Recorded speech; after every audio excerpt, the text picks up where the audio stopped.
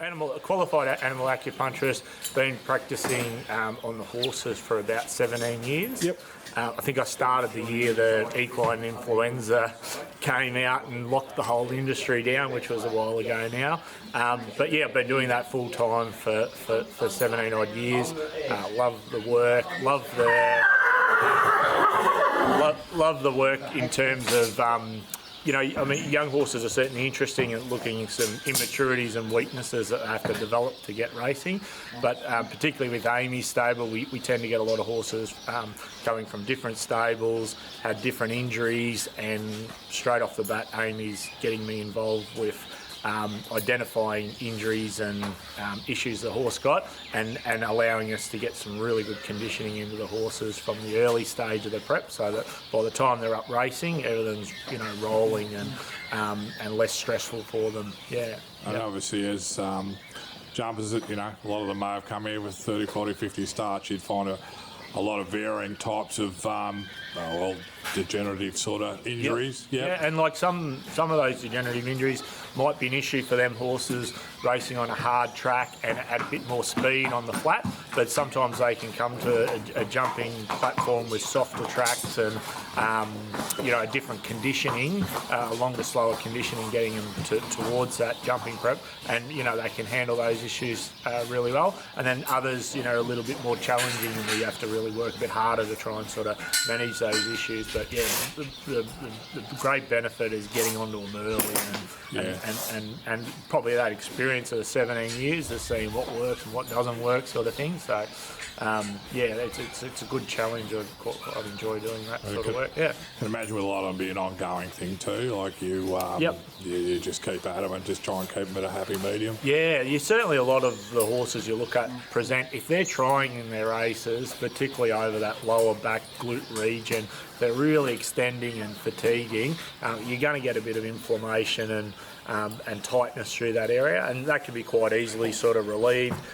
Amy's got the treadmill and swimming pool here, which are great exercise tools to help just take the weight off their back, and then the swimming's a great exercise where they push backwards to push forward in the water. It strengthens a lot of their backhand muscles that are fatigued and stressed with jumping and racing and that sort of thing. So yeah, that combination of just identifying, he's pulled up a bit tight, we're going to do a bit of treadmill and swim for a few days and get that recovery happening, even probably a bit of wading down at the beach and that sort of thing is terrific. Yeah. Without being too specific, with a couple of one that I was involved in, old Felix Bay, if you had your hands on him, and obviously Flying Agent. Yeah. Done a lot of work with them over the years. Yeah. I mean, they've been horses that have both had sort of some stress through the back from jumping, maybe more so in the earlier parts of their jumping career, and then once we got them through to the point where they were conditioned to do it well, they were a lot easier to maintain in their work and that. And then when you do get the opportunity to see them race and that sort of thing and extend over the jumps, from a hindquarter perspective, it's really impressive to see. Yeah. Moving away from here, obviously you do a lot of work for a lot of stables. Some of the names of stables and horses that you've treated across the years? Oh yeah, like Warrnambool's sort of been a big area for me work-wise. Ballarat, I've worked around the Bendigo area once a month, and up around Great Western and up around Stawell area, and that's also Western Victoria. Live based in Geelong. Yep. Even just one that comes to mind was a harness horse that we did a bit of work on for Kieran Manning, that went over and won the New Zealand Cup.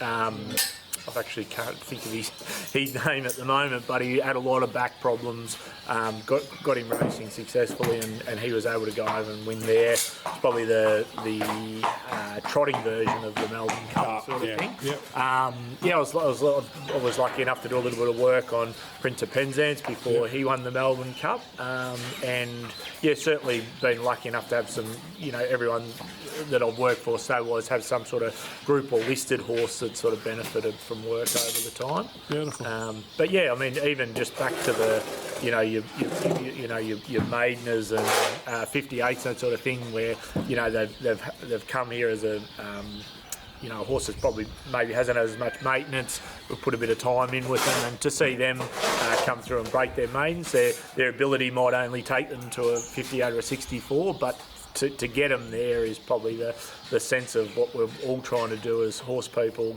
is to get the best out of our horses. And luckily, if you've got a horse that's good enough to win those Group 1 races, but also, you know, getting that photo on the wall is pretty important too for the horse's career. Rewards at all levels. Yeah. Anyway, thanks for the chat. What we'll do now is just probably put a bit of vision up and doing a bit of work on a couple of the horses. I think we've got South Pacific and Sky Hero in, and we can show you what I do. Yeah, and they've obviously been winners since you've had your hands on them, so that's all good. Right, Shane, thanks for that, mate. No worries.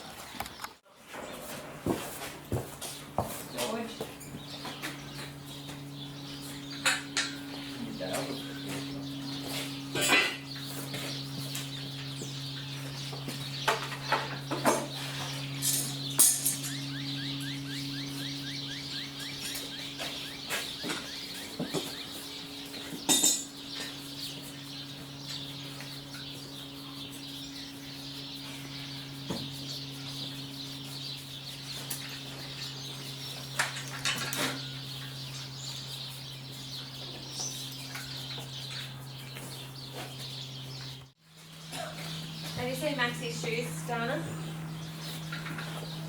Fancy. So nice. It's horrible. Look, you look at that other one.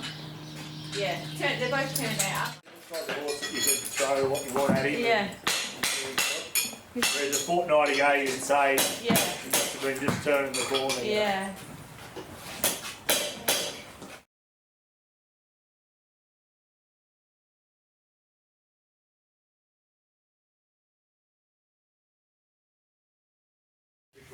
Frame, you know, Yeah,